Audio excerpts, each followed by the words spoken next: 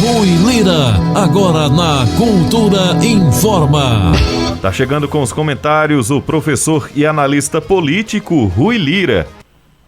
Olha, tem notícia boa para Jair Bolsonaro em pesquisa do Poder Data.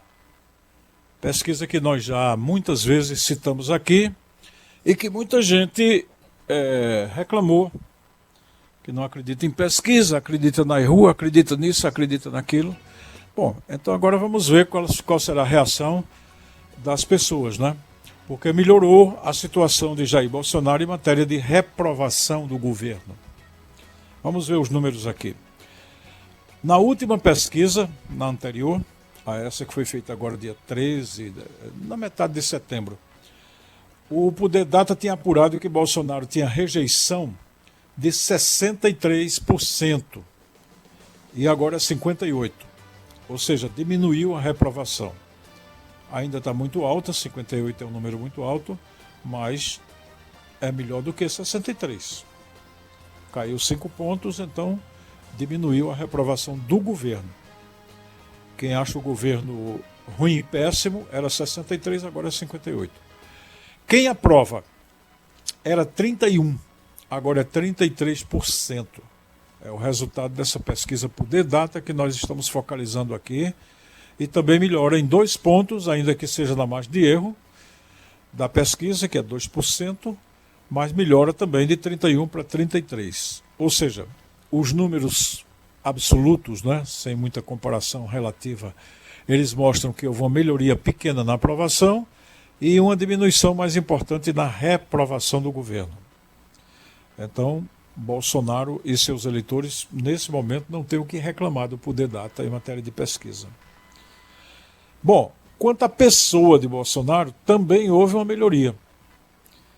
Na pesquisa anterior, era 58% que achava que Bolsonaro, como pessoa que conduz o governo, como líder, como administrador, era 58% ruim e péssimo. Agora são 53%. Também caiu 5 pontos. Do mesmo modo que caiu a reprovação do governo 5 pontos, caiu também 5 pontos a imagem ruim e péssima de Bolsonaro. Então ele hoje tem 53% de pessoas acham que ele é ruim e péssimo, em vez de 58%. E o bom e ótimo também melhorou. Quem acha que Bolsonaro é uma pessoa boa e ótima, era 25% anteriormente, agora são 29%. Ou seja, perto de 30%. Então, quando você olha a aprovação do governo e a aprovação de Bolsonaro, uma de 29% e outra de 33%, dentro da lógica das pesquisas, você vê que há um público mais ou menos fiel a Bolsonaro em torno de 30%. Puxa daqui, puxa dali, tem uns 30% com ele. Agora, a avaliação entre os evangélicos de Bolsonaro ele tinha um ótimo e bom de 50% na pesquisa passada, e agora caiu para 45%. Vejam que coisa interessante, ele melhorou de um modo geral, mas entre os evangélicos ele caiu um pouco. Por coincidência também 5%. Então você tinha 50% que aprovavam Bolsonaro, agora são 45% entre os evangélicos. E entre os católicos também melhorou a situação de Bolsonaro. O ruim e péssimo dele já foi de 67% e agora de 57%. Aqui a queda foi muito melhor a favor dele, de Bolsonaro. Ele teve uma melhoria de 10 pontos. 67 para 57 dá 10 pontos entre os católicos. Mas é alto o número de católicos que rejeitam, né? 57%. E melhorou também, ótimo e bom, entre os católicos. Lógico, né?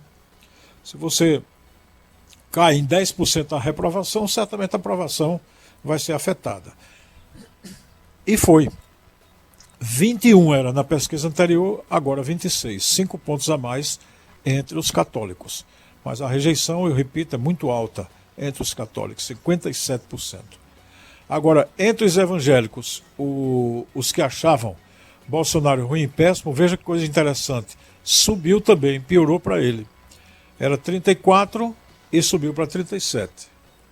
Mas os evangélicos são o segmento isolado que mais dá suporte e mais dá força a Bolsonaro, tirando fora somente os empresários. Os empresários são os mais satisfeitos até aqui, são aqueles que acham melhor a atuação de Bolsonaro. Eu estou focalizando, repito, pesquisa Poder Data, divulgada hoje por um instituto que não tem nenhuma vinculação com centro-esquerda, com esquerda ou direita. É uma entidade independente que faz suas pesquisas, vende essas pesquisas e agora fez essa análise do governo Bolsonaro. E dentro do que nós temos nesse quadro geral, houve uma melhoria. Não tão grande assim quanto Bolsonaro desejaria, mas melhor do que a situação anterior em que a gente se encontrava. E aí a gente vai fazer uma breve análise aqui do que é que terá acontecido. Por que melhora a imagem de Bolsonaro? Então a gente pode dizer o seguinte. Primeiro, desde o 7 de setembro, daquela carta que Bolsonaro fez, dizendo que se arrependia e que não tinha nada contra o ministro Alexandre Moraes, nem contra o Supremo Tribunal Federal, que tinha sido uma questão de emoção, aquela conversa mole toda.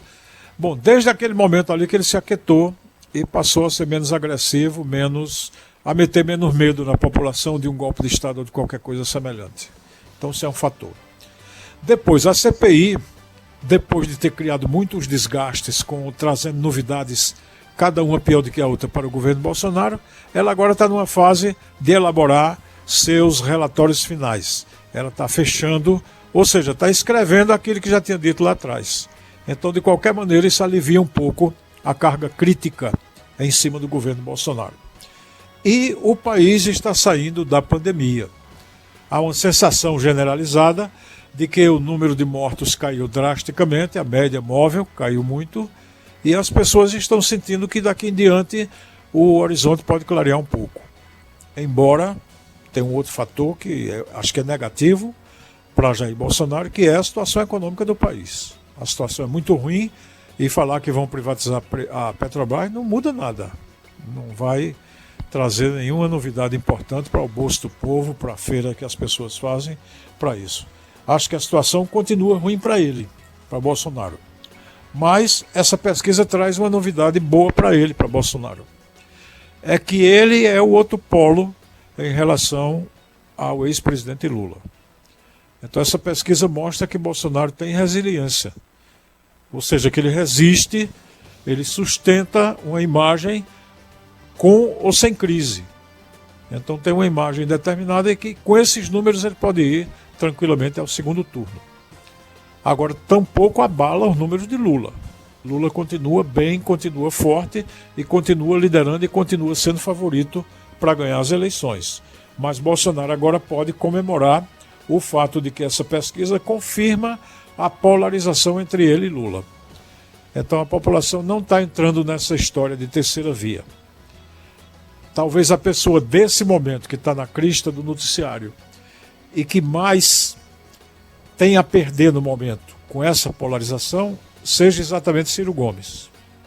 Então os ataques misóginos e de baixo nível, as baixarias que ele está fazendo contra Lula e contra Dilma, ou seja, cuspindo no prato em que ele comeu tanto tempo e em que ele se projetou tanto tempo, isso que ele está fazendo agora não viabiliza o nome dele nem sequer a terceira via. Sabe por quê? Porque só tem 9% das pessoas na pesquisa dizendo que gostariam de uma alternativa a Lula e Bolsonaro. Ou seja, nenhum nem outro. Só tem 9% dessas pessoas. E nem todas estão com Ciro.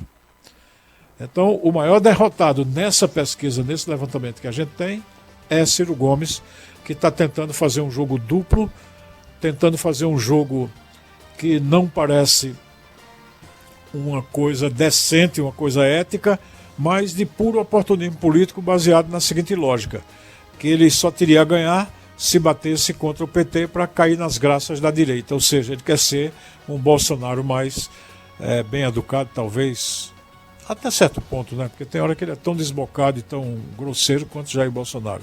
Mas ele pelo menos tem um discurso melhor, tem uma inteligência melhor dos problemas nacionais e um discurso mais bem articulado, isso é indiscutível. Ele tem valor como uma pessoa inteligente e como uma pessoa que já prestou serviço ao seu Estado, ao Brasil, já foi eleito várias vezes.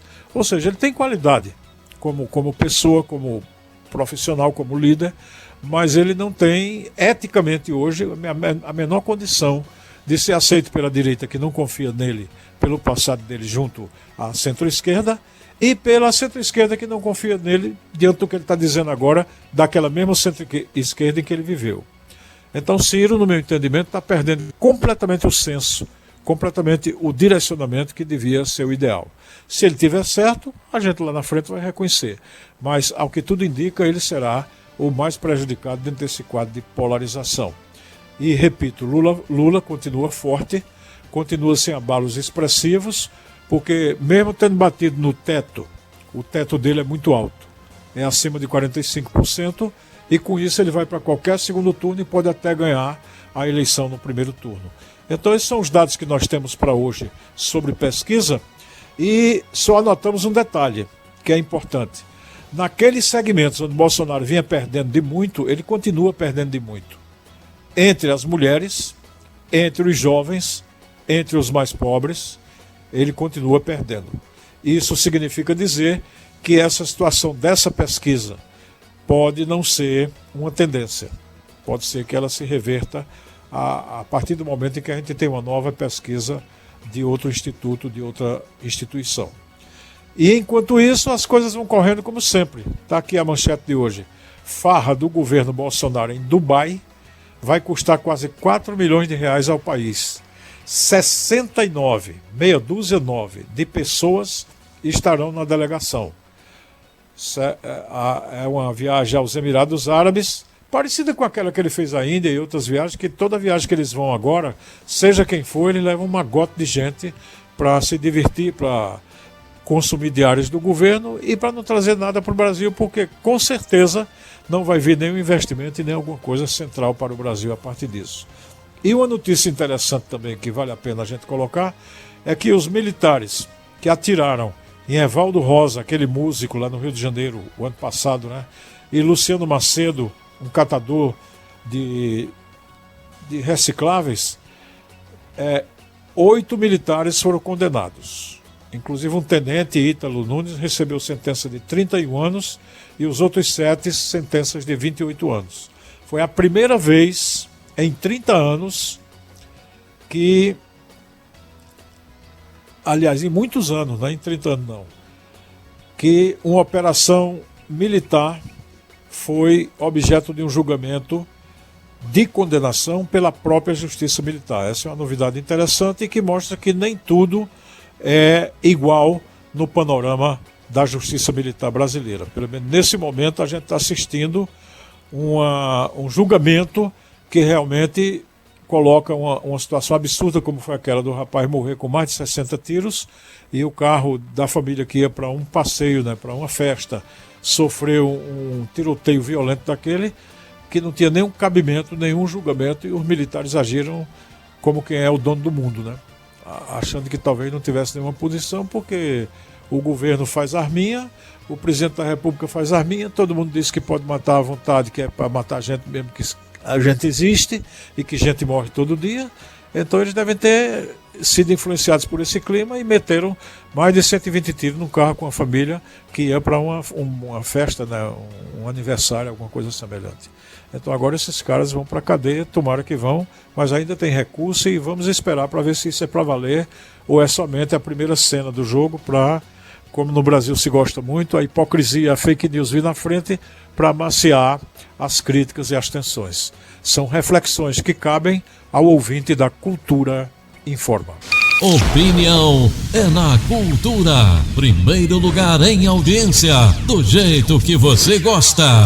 Você está ouvindo a Cultura Informa, o jornal do nosso rádio. O ouvinte pode perguntar ao professor Rui Lira pelo Facebook, WhatsApp e tem ainda nosso canal no YouTube.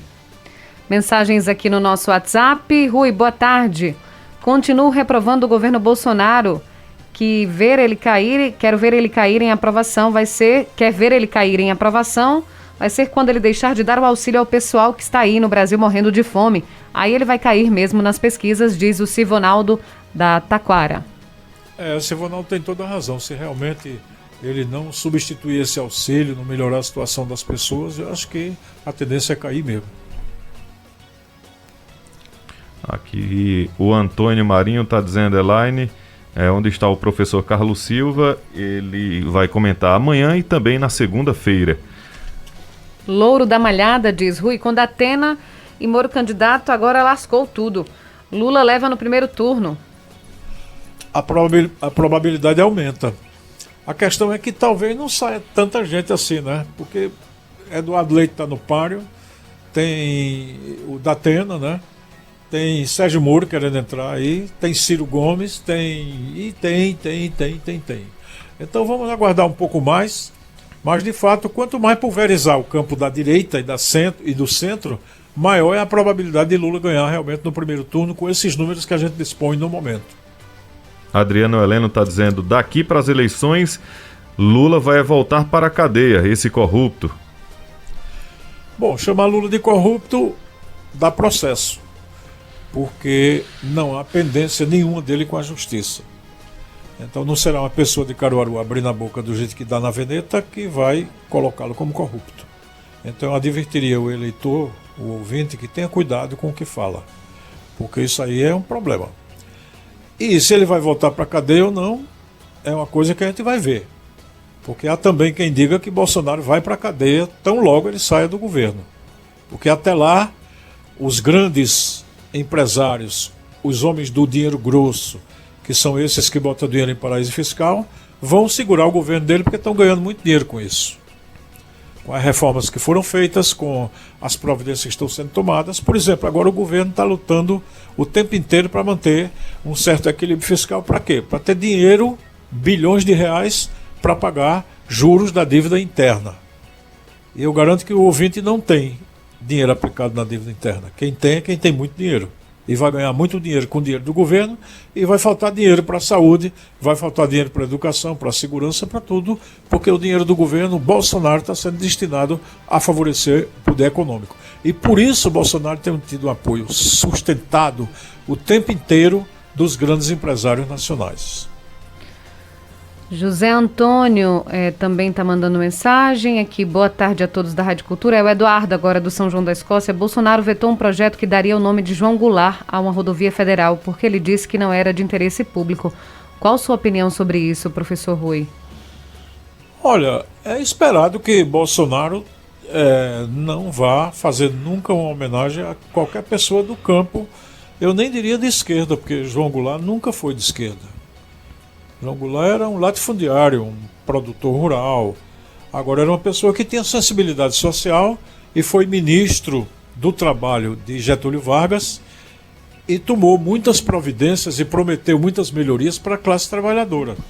Por isso mesmo, ele foi candidato, que naquele tempo o vice-presidente era candidato e recebia votos também, e ele se elegeu como vice-presidente ao invés de eleger-se, no mesmo momento, o vice-presidente de Jânio Quadros. Então terminou Jânio e Jango sendo a chapa, e Jango terminou assumindo o poder justamente com a renúncia de Jânio Quadros. Então João Goulart era um homem que tinha essa sensibilidade social, que é uma coisa que a gente vê que Bolsonaro não tem. Jango Goulart, por exemplo, anunciava a divisão de terras ao longo das rodovias brasileiras para os pequenos produtores rurais, enquanto a gente vê que Bolsonaro só beneficia o agronegócio e o grande latifúndio. E Jango Goulart também estava querendo fazer melhorias importantes no salário mínimo, e a gente vê que Bolsonaro achatou o salário mínimo e não deu aumento real enquanto foi presidente até esse momento. Pode ser que ele faça alguma coisa daqui em diante. Então, Jango Goulart vai por um lado, Bolsonaro por outro. Então é natural que Bolsonaro não faça nenhuma homenagem a ele. Está na lógica, né? Agripino Coelho, a um ano da eleição, Ciro Gomes já é misógino. Daqui para a eleição, ele ainda vai ser fascista, homofóbico e genocida. Não acredito que se possa nunca colocar a pecha de genocida em Ciro Gomes. Isso é um pecado que ele não tem. Misógino ele já mostrou até na outra campanha, quando ele falou de Patrícia Pilar, a mulher dele. Esse tipo de comportamento machista, que é muito típico até de muita gente aqui do Nordeste, ele tem. E não acredito que ele vai ser até agora, a maneira como Dilma Rousseff e Lula reagiram às críticas dele, não estão tentando taxá-lo disso ou daquilo outro. Pode ver que não há. O misógino é muita gente que acompanha Dilma, essa coisa toda. Mas a crítica de Lula e a crítica de Dilma foi a atitude, a ética e a atitude que não é política. Porque se você faz política só para atacar a pessoa do adversário, para isso a gente já tem Bolsonaro, que é muito bom em atacar jornalista, atacar ministro de Estado, atacar o Tribunal Superior. Bolsonaro é muito melhor do que Ciro nisso. E se Ciro pensa que vai ganhar alguma coisa com esse tipo de comportamento, acho que não vai dar certo para ele. Pelo contrário, a imagem dele vai pro ralo definitivamente. Agora, cada um responde pelo seu comportamento. Então, se Ciro faz ataque misógino, alguém vai chamá-lo de misógino. Agora, o que eu estou dizendo é que quem tem autoridade para responder a ele, em nível mais político, não está tentando colocar um rótulo nele, que, aliás, não precisa colocar um rótulo nele para ele ir para o buraco. Ele já anda com um número muito ruim nas pesquisas, independentemente de alguém chamá-lo de fascista, de bandido ou de qualquer coisa semelhante. Ele vai mal. Mensagem da Ruth, que diz: Professor Rui, o sonho desses eleitores de Bolsonaro é ver Lula preso novamente para Bozo ter uma chance de ser reeleito. É o Walter também que manda aqui mensagem. O problemático aí dentro é que a gente tem 20 decisões da justiça brasileira, eu torno a repetir isso aqui, 20 decisões. Isso inclui o Superior Tribunal de Justiça, o STJ, o Supremo Tribunal Federal, o STF, isso inclui tribunais regionais, como inclusive o da 4ª Região, e inclui vários juízos de primeira instância em São Paulo, em Brasília. Então, todos os processos que haviam contra Lula, a essa altura, eles estão totalmente neutralizados, de modo que Lula não deve nada à justiça. Mas aí as pessoas estão insistindo em atacá-lo, porque é importante atacá-lo. Essas pessoas sabem que Lula representa uma proposta diferente de governo, sabem que a população está avaliando positivamente essa proposta e não a de Bolsonaro. Então as pessoas estão segurando com unhas e dentes essa questão da corrupção. E eu acho que se a população brasileira, em torno de 60% hoje, que está querendo votar em Lula, achasse essa mesma coisa, não haveria esse apoio para ele e Lula não seria problema. Então as pessoas estão batendo em Lula porque é aquela história, você bate naquilo que lhe ameaça, aquilo que lhe preocupa, aquilo que lhe cria problema. E isso, para Lula pelo menos, para a felicidade dele, isso não está mexendo na popularidade, não está derrubando a capacidade dele. Então quem fica gritando que ele é corrupto, que ele é isso, aquilo, outro, e não olha para a corrupção que está em outros setores da própria direita, como é o caso de Paulo Guedes agora. Onde é que Paulo Guedes arranjou 9 milhões de dólares para botar no paraíso fiscal? Ministro da Fazenda. Roubando, né? Roubando. Tanto é que ele botou o dinheiro lá no cofre dos ladrões, que são os paraísos fiscais. Tanto faz ser as Ilhas Caimã, como ser as Ilhas Virgens Britânicas, ou outros paraísos fiscais, como Mônaco, como o Luxemburgo e outros lugares que tem. Tudo é dinheiro sujo, é dinheiro de ladrão. Então a probabilidade de Guedes ter roubado esses 9 milhões de dólares é imensa.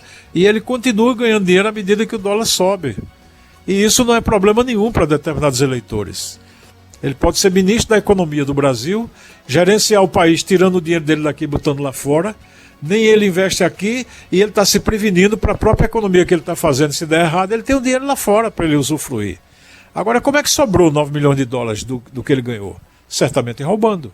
Mas as pessoas pensam que, sendo Paulo Guedes, não, aí pode. Agora, se Lula tiver 20 absolvições da justiça, aí não, ele é ladrão. Aí fica difícil, né, para você compreender como é que a pessoa usa esse critério para analisar os fatos.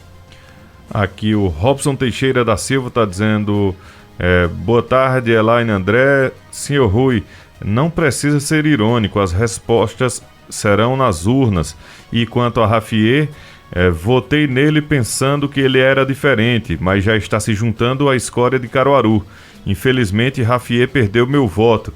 Senhor Rui, por que Lula não sai nas ruas? Eu já respondi isso aqui a algumas pessoas. Lula não precisa ir para a rua. Lula podia tirar férias. Porque você veja que se você está afirmando, veja, você é uma pessoa inteligente pelo raciocínio que você está fazendo. Você está dizendo que ele não sai às ruas e ele pode ganhar a eleição no primeiro turno. Quem tem que sair às ruas é quem precisa derrubá-lo.